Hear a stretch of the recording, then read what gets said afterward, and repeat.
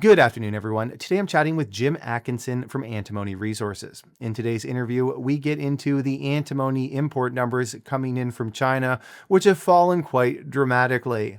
We also discuss Antimony Resources Bald Hill project, which we've recently done a video on our YouTube channel, which you may want to check out. And Jim breaks down for us what the exploration has looked like so far this summer season, what the plans are for the future, and ultimately what shareholders should expect out of the company over the remainder of the year. All right, everybody, enjoy the interview. Jim, thanks for joining me again. Well, you're welcome. Thanks for having us. So last week, we discovered that antimony exports from China have fallen 88% in June. Right. Is there anywhere in the West that we can go to cover the shortfall? What does that look like trying to meet that demand? No, there's nowhere that I know of. Like most of the production comes from China and Russia. I'm sure and Kazakhstan as well. But I'm sure some of the Russian stuff might be sneaking into the market, by sort of secondary methods. So there is a tremendous demand for antimony, and I haven't really heard that any industries that use it are shutting down. So I'm sure there's some trickling in from somewhere, but certainly that production from China is a huge number to try to replace. I will mention that China is still taking in antimony; they're just not letting it out, and that tells me that their own production is in jeopardy of falling. That's why they're taking it in, processing it, and just not letting it be exported. So their own industries are using it. I want to ask you this because you've worked in antimony for years. There's not a lot of people who have your knowledge base when it comes to antimony. But one of the big names that got really popular over the last year is Perpetua. And the grades that they report on their deck of antimony are like 0.06%, 0.07%. What does that look like from a recovery standpoint? Like when you get to such low grade, how much of the antimony are you actually expecting to get out? Well, according to their PEA, their initial 5 or 6 years of production will be at a grade of 0.47.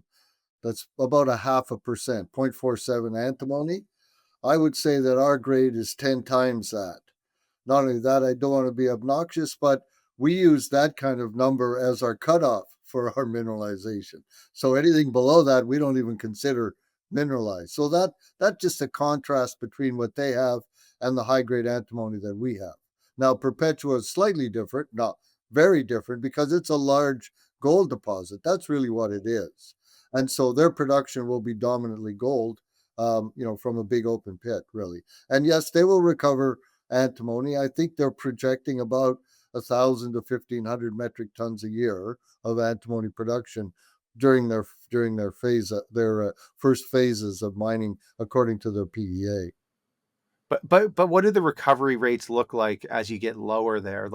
Is there?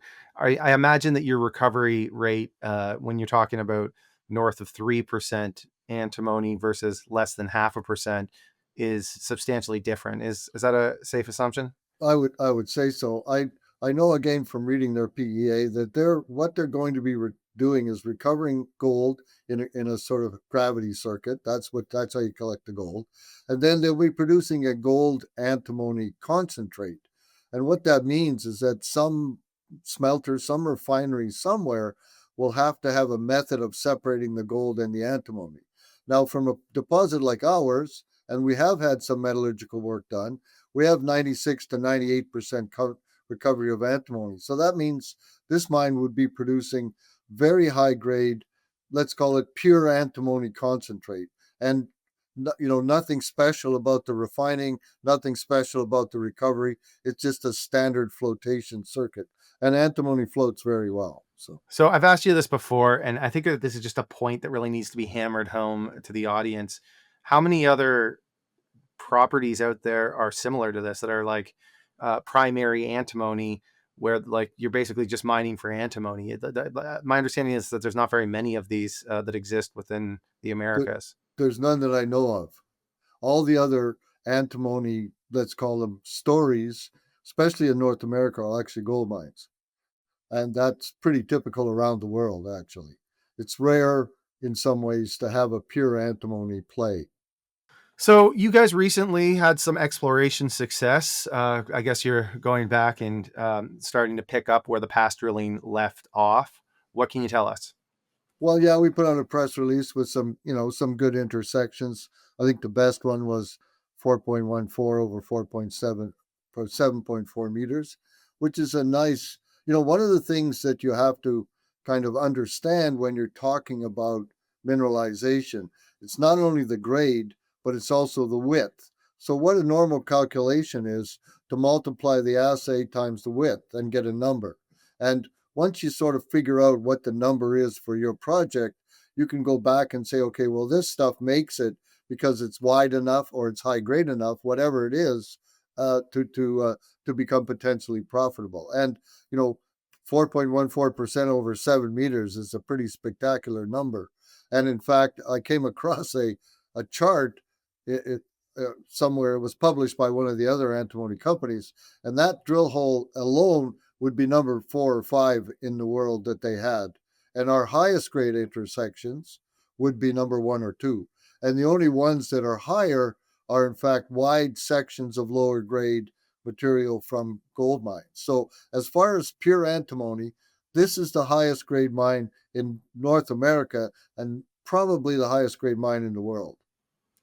So if we're talking about the pending assays, obviously you can't really say much. The results aren't out yet and it's not public, but what's your expectations here? Are you expecting them to look similar to the past results? What can you tell us about sort of what you expect to see? Well, one of the fun things about exploring for antimony is that when you drill it, when it's in a drill hole, you can see it. And that's a little bit different than looking for gold, where sometimes you can't even see the mineralization. But with antimony, we can see the stibnite in the drill core. And when we see, a meter of massive stibnite, we know we're going to get a good number because stibnite is 71% antimony. So we're going to, when we see that in the drill core, we know we're going to get good numbers. Now, we don't know exactly what they're going to be, but we know that it's there. We've drilled it in about 70% of our drill holes have intersected stibnite mineralization in the holes. Have you guys stepped outside of the historic footprint yet? We have both on surface and in drilling. So we did focus our drilling in the sort of known deposit. We call it the main zone. Um, we focused in that area for two reasons. First of all, to try to confirm some of the past drilling. This deposit had 25 drill holes into it and around it, not all into it, but in it and around it when we took it over. So we wanted to confirm some of the drill holes. Also, we wanted to fill in some of the spaces between existing drill holes to help us understand the continuity of the mineralization. And on surface, we actually traced the mineralization on surface. And this was one of the things that we wanted to have done before we really started. So we knew exactly where it was on surface, how it trended, how it dipped, so that our drilling could be focused. But the other thing that they've done is they traced that zone, past the old drilling, and farther southeast from the old drilling. And so we drilled a couple of drill holes down in that area to the southeast of the main zone, which trends, by the way, from the northwest southeast. That's the trend of the zone. To the north, we've drilled it, it's open to the northwest and it's open to the southeast. And we did extend it up about 50 to 75 meters farther to the southwest from the past drilling. So there's a historic exploration target here for several thousand kilos of antimony. Now, look, I know that this is early days, and you saying it's open on both sides. Uh, I guess it's fair to say that that historical footprint or that historical target size is probably not capped at that number.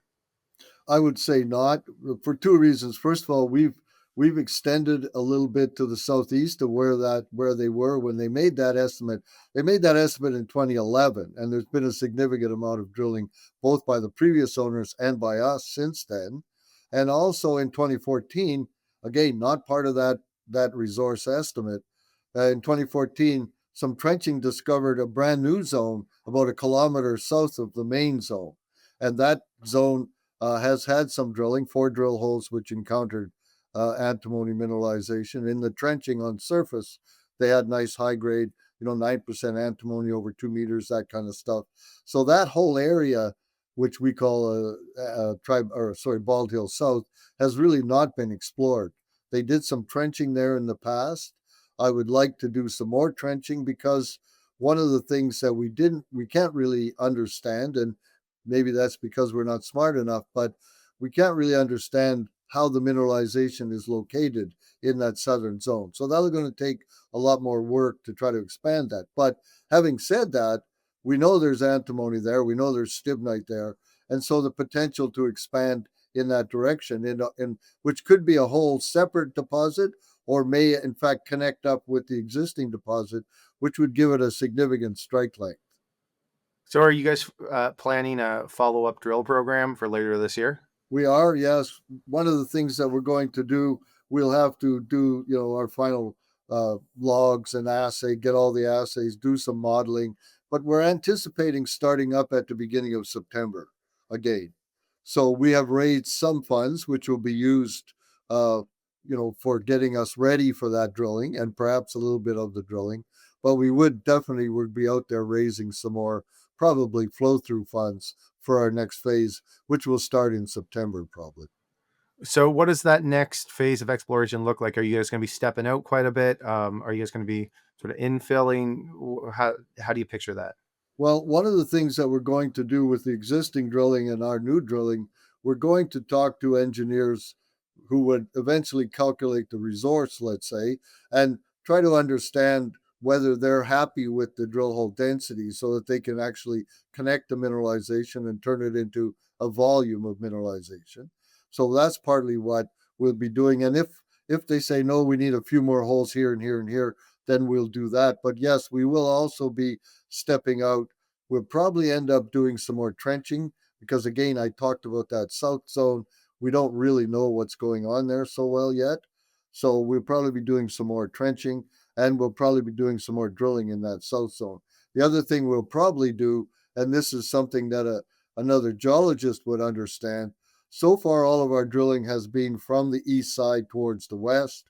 We will drill some drill holes from the west side towards the east. And these are called scissor holes. And this is pretty common, what you want to do, just in case, the mineralization dips a little bit the wrong way or a different way. You just want to confirm what you're seeing. So we'll do some of that as well. But I think it'll be, depending how much money we raise, which I think we'll be able to raise a good sum of money. I think it'll be a fairly substantial drill program, and we're actually contemplating adding an extra drill for that program.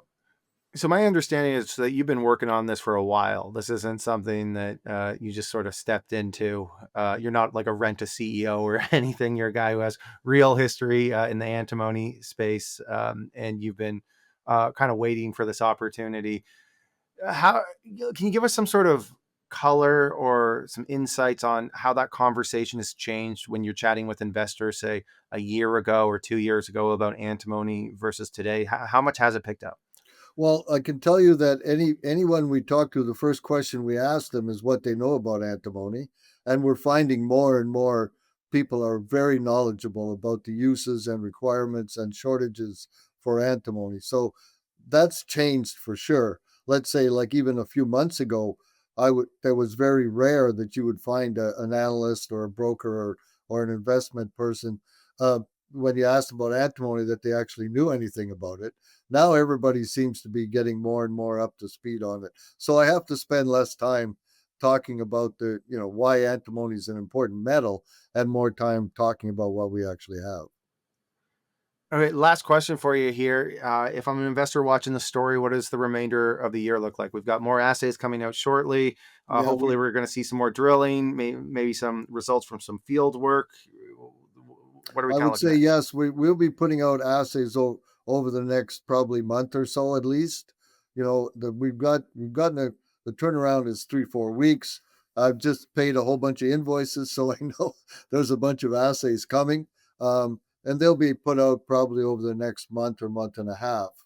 We also will probably be at the end of that time, maybe in a month and a half, we'll be able to publish a new model and show kind of what we've done, where we are, and where we think we should be going. And then, of course, yes, the drill program probably starting up in September. We have always talked about the potential of having a resource by the end of the year, but I think, again, that's going to really depend on what the resource engineers say to us about what we've done. So, in other words, if they say, yeah, it's, you have some sufficient density of drilling to do one right now, or at the end of whenever we get all the assays back, we'll do that. If they say no, we think you should wait to get better continuity or give us a better opportunity to put together more resources, then we'll wait a bit. But the end of the year is still relatively achievable, I would say, target. All right. Well, Jim, thanks so much for hopping on here. It's always a pleasure when we get to speak. I think that this is one of those stories that is specifically unique, and it's certainly one that, from my view, a lot of retail investors in the Canadian junior markets are going to start paying attention to. So I appreciate you hopping on here.